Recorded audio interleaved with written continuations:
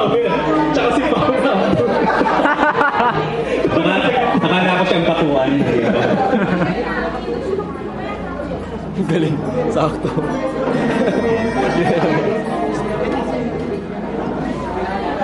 Kasi jury, no, yung preliminary question is not really to measure their intellect.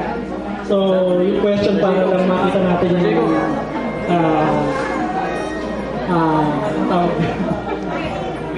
wait. Wait.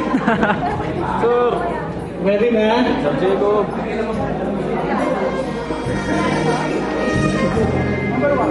Number 1. Sino ka man? Yan. Select ang B. Maganda ito. Maganda. Pangalan muna po. Mark Rosales. Michael, AR, Mark Rosales. AR po. Kamot ng kamot eh. ilan taon na? Hindi halata. Parang 15 lang. Ready ka na sa question? Have you been reading the news lately? Have you been reading the news or watching the late night news on TV? Bible.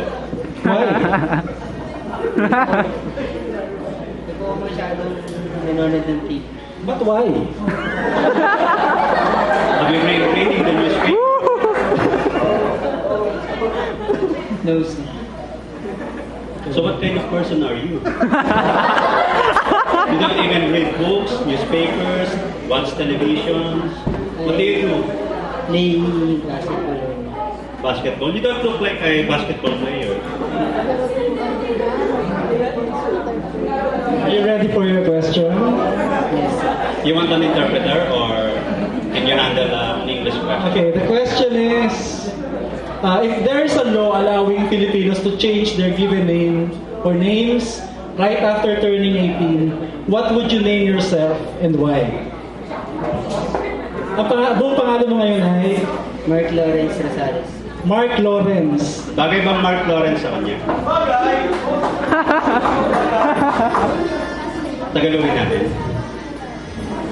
Base sa RA 1031, may batas na nagsasaad na Pilipino kapag tumuntong sa 18 na edad, ay maaari na siya magpalit ng pangalan niya. Ano sa tingin mo ang pangalan gagamitin mo? Amen! Amen!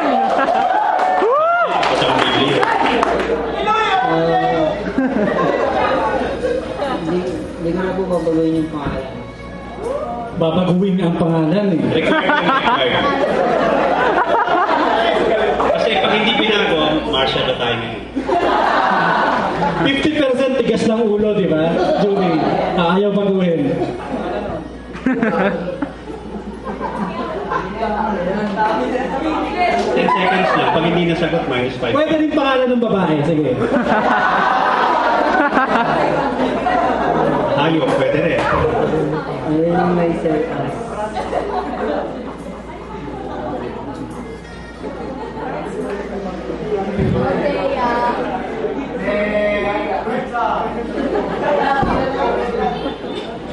Meron pang 23 contestant, naghihintay.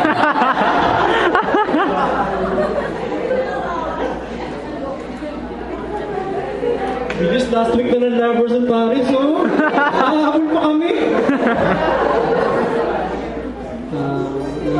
I name myself as